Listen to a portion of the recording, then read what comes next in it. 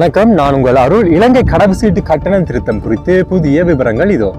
இலங்கையில் கடவுச்சீட்டு பெறுவதற்கான புதிய கட்டண விவரங்கள் மற்றும் அதன் நடைமுறைகள் குறித்த முக்கிய அறிவிப்பு வெளியாகி உள்ளது. பொதுமக்கள் மத்தியில் நிலவும் சந்தேகங்களை தீர்க்கும் வகையில் தற்போதைய அதிகாரப்பூர்வ கட்டண விவரங்கள் இதோ.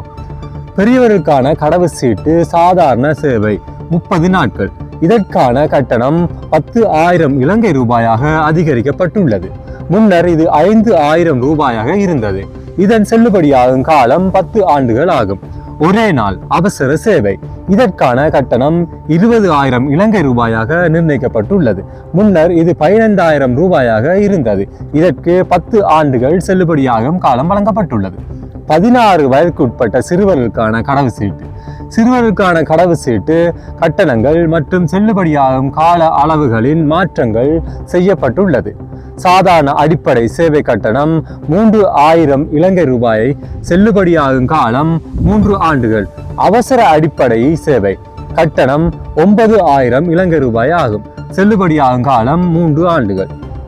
சிறுவர்கள் 10 ஆண்டுகள் செல்லுபடியாகும் காலத்துடன் கடவுச்சீட்டு தேவைப்படின் அதற்கு பெரியவர்களுக்கான கட்டணமே 10,000 20,000 வசூலிக்கப்படும்.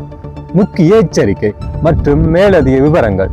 கடவுச்சீட்டு தொலைந்தால் அபராதம் விதிக்கப்படும். அது 1 வருடத்துக்குள் தொலைந்து போனால் புதிய கடவுச்சீட்டு கட்டணத்துடன் கூடுதலாக 20,000 ரூபாய் அபராதம் விதிக்கப்படும்.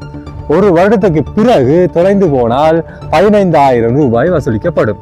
இக்கட்டண விவரங்கள் மற்றும் விண்ணப்பிக்கும் நடைமுறைகள் குறித்த கூடுதல் விவரங்களை பொதுமக்கள் எவ்வித இடைத்தரகருமின்றி இலங்கை குடியகல்வு திணைக்களத்தின் அதிகாரப்பூர்வ இணையதளமான www.immigration.gov.lk என்ற முகவரிக்கு சென்று நேரடியாக உறுதிப்படுத்திக் கொள்ள முடியும்.